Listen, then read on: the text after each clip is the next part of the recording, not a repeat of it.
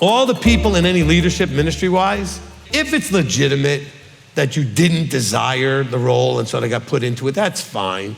But I want you to stop, all of you, thinking that anybody that wants the job isn't qualified because they want it. Because I've heard that. Oh, you should be pulled in, kicking and screaming. No. He says it right here. If anybody desires the position of an overseer, he desires a good thing. Good.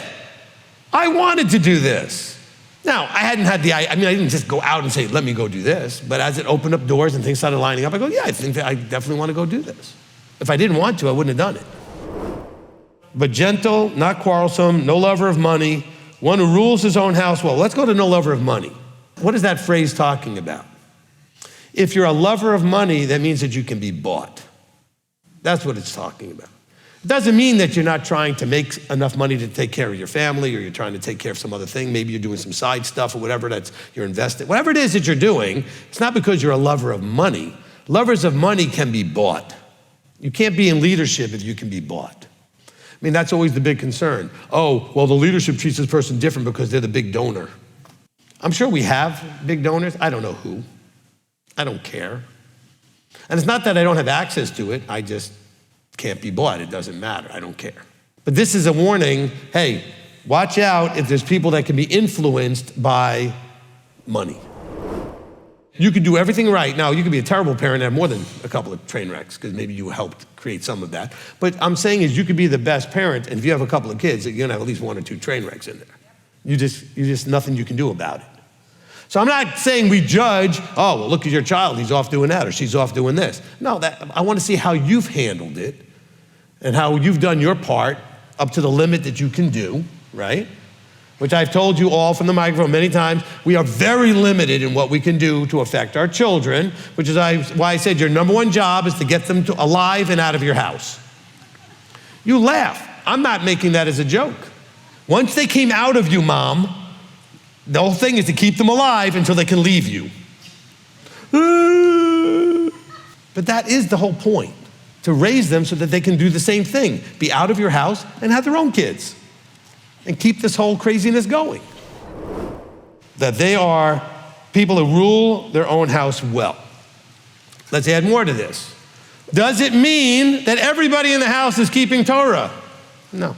Do you understand you cannot make people keep Torah?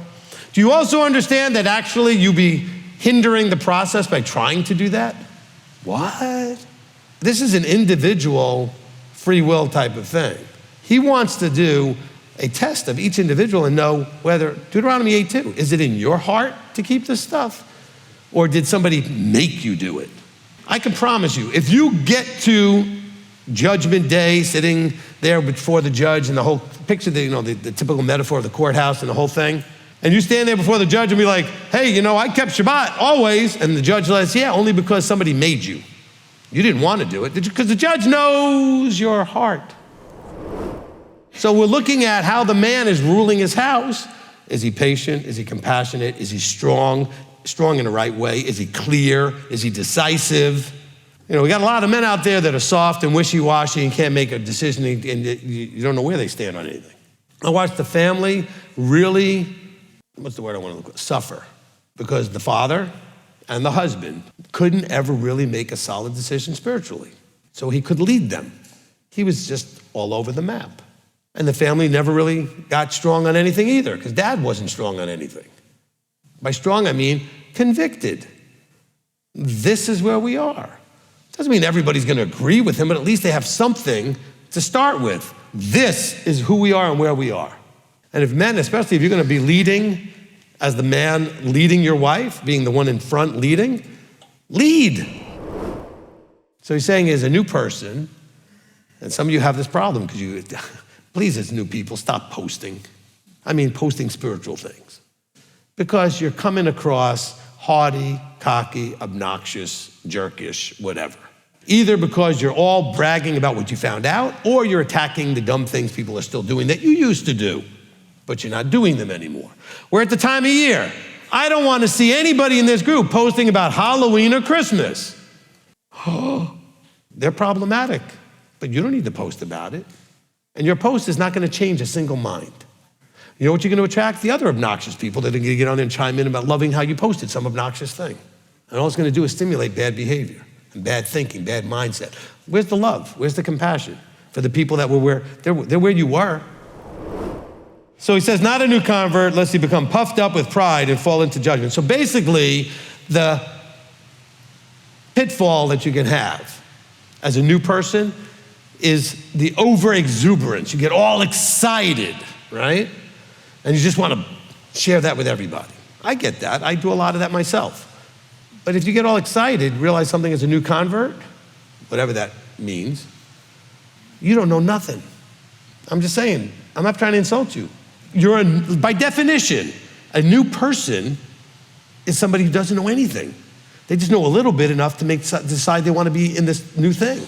They made this change in their life. So what makes you qualified to run your mouth? I mean, we have warnings in Scripture to be careful, like when you go out there and spout something, and especially if you're teaching it, and if you're wrong, there's a double judgment on that. Because somebody might actually hear you and listen to you when you don't know what you're talking about.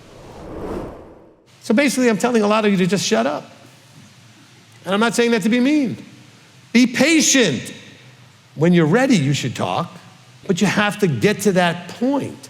You know how you really get to that point? It's called discipleship. I would have you do, number one, the same thing that Yeshua had them do. Understand everything he taught. So I would want you to understand everything I teach. This is discipleship, potentially. If you choose me as your teacher, your first thing to do as a disciple is to figure out everything I've taught, which means you have to listen to it enough times that you understand it, that you're doing it, that you can defend it, and that you can teach it. That's what the discipleship process is all about. So why would you be teaching undiscipled? Without having been discipled, why would you be teaching? Well, I came to realize that Saturday's the Sabbath, not Sunday, so I'm going to go and bother everybody and tell everybody. But are you ready to do all that? Do you understand what to do and not to do on the Sabbath anyway? Do you understand? No. Patience. I've had people ask me about my walk. Every now and then, I tell somebody I'm in ministry, and they'll say, okay, whatever. And I say, let me ask you a question. All right, how's your walk? Oh, I'm, great, and I'm walking in favor. I'm just saying is, if they're all excited about their walk, I'm not the person they need to be talking to. Because I'm only going to create a fight because they're not ready to hear anything. Now, if they tell me, well, I'm kind of confused and bouncing around. I'm a little disillusioned with this group I used to go to. I was this denomination and I was this or whatever. They may not still be ready, but they might be. I'm going to let them identify themselves by what they ask. But I'm not going to overshare. I'll keep it as super simple as I can if they're already happy where they are, because I'm only going to get them to start preaching at me. If you're new watching right now, I'm giving you a full disclosure. Your whole life, pretty much, is going to need to change. Aspects of every part of your life. Not everything. You're still going to be you. But there are going to be aspects of your life, functional aspects of your life. You're going to keep different days. You might dress differently. You're going to eat differently. You're going to celebrate differently. You're going to prioritize differently. Your understanding of everything is going to change. It's like when I talk to people and they'll ask about, they don't know me at that point, and they're asking, well, what do you teach? I said, well, I'm different. What do you mean different? Not style-wise, although probably style-wise too. I said, the information that I teach is not what you've heard. So it can be very challenging.